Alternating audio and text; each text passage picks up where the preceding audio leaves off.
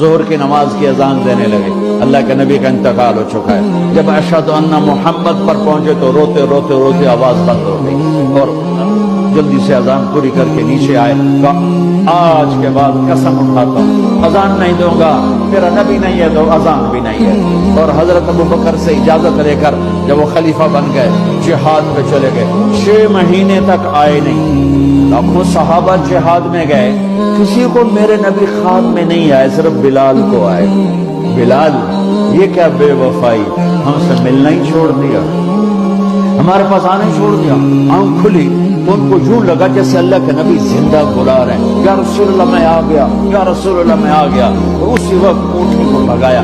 21 دن کا سفر, 21 دن کا سفر 7 دن میں کیا. 7 دن صرف نماز اور پیشاب کے لیے اترتے تھے اور بھگاتے بھگاتے بھگاتے. 8ویں دن جب مدینے